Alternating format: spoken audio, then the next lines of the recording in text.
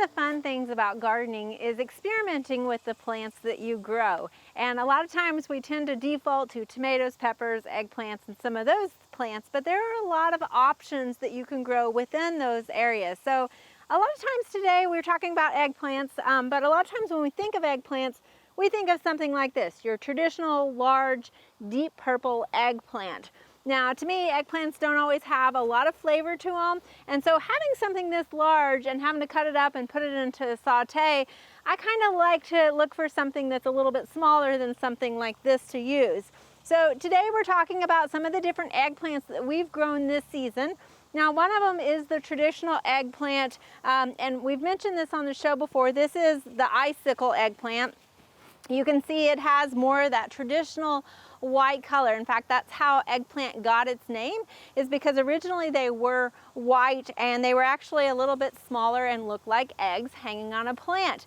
Now, this particular one is an All-America selection. It's called icicle, and so it has a little bit more of a long cylindrical look to it versus the egg shape.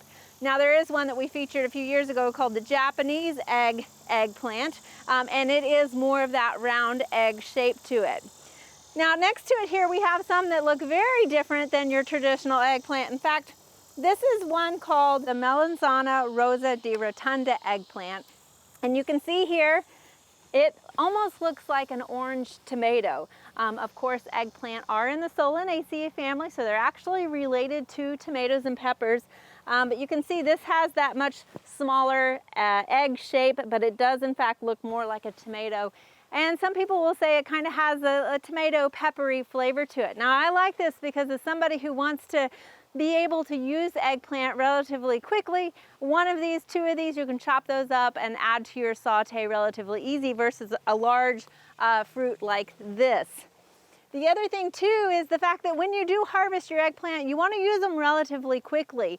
In fact, it's best to use them and harvest them before they start turning brown, especially on the white ones. If you see that they're starting to turn brown, they're getting overripe at that point. Now, you do have about 5 to 7 days if they're kept in the refrigerator. However, with something as small as this Chinese string eggplant, you can see here again, it's got that more cylindrical look.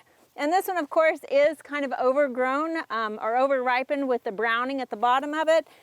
But we have a few more back in here that are just perfect and ready to harvest. In fact, right here, I'll harvest one.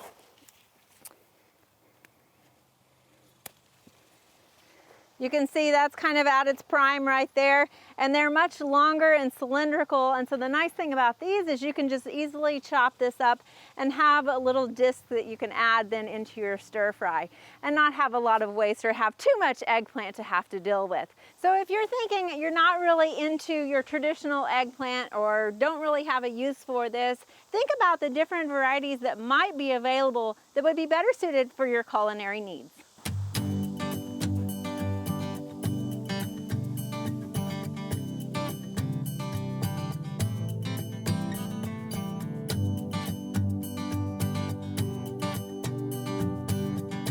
We hope you enjoyed this video as part of our Oklahoma Gardening YouTube channel.